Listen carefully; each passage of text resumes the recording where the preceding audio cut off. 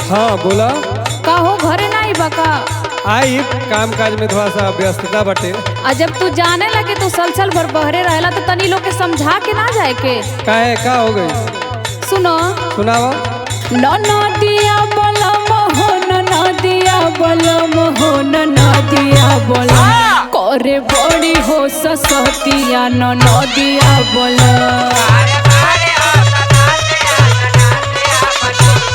काहे झगड़ा होता का घर वाले? तो तोहरा का लगता पूजा पाठ होई? लड़ाई कर जानी हो, लड़ाई कर जानी हो, लड़ाई कर जानी। काम काज में ये धनिया ढिलाई कर जानी।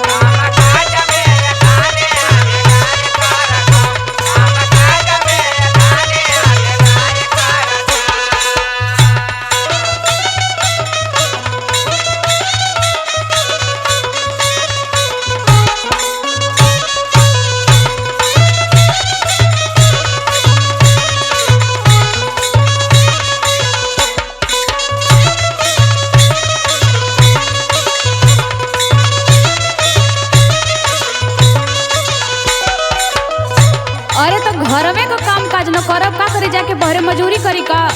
काहे तो के गुब्बारे भेजता का? 1 घंटा कोई बैठे ना देवेला, तू जब फोन करबा तो नौटंकीय बतियावेला।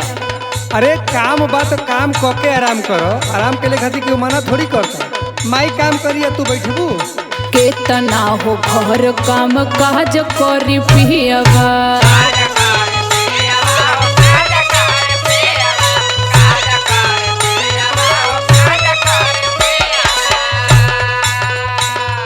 बोलिया हो बोल के जरावे ननद जियवा।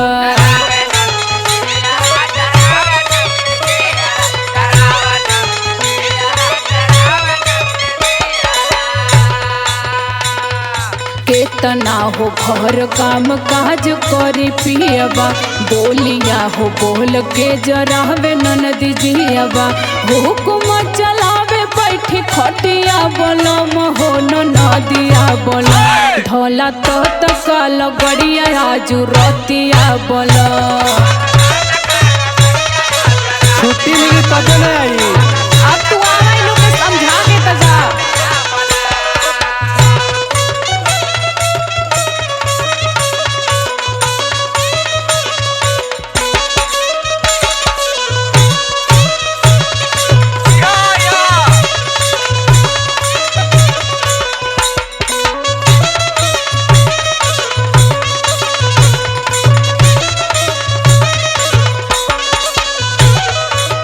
ऐसा न कि तोके छुट्टी ना मिलत है तब वो साहब से कह दा कि 2 दिन बहुत अर्जेंट है। आवा लोग के समझा के जा, हमार दम जीव अजीज हो गल तोरे घर में। मतलब तनिको तू समझ ना सकेलू? अकेले हम ही बस समझी, हमारे समझले परिवार चली। अरे पढ़ल लिखल बाड़ू तन समाई के बैठा के समझा द। सबर जेकर बुझान चली परिवार हो। अच्छा अच्छा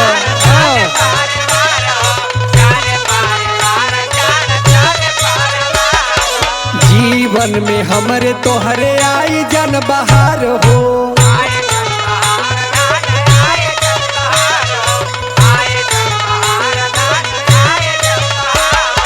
सबर जेकर बुझान चली परिवार हो। जीवन में हमरे तोहरे आई जन बहार हो। 10 बजे दिन तक सुताई कर जानी हो, सुताई कर जानी। घर के काम में ये धनिया ढिलाई कर जानी।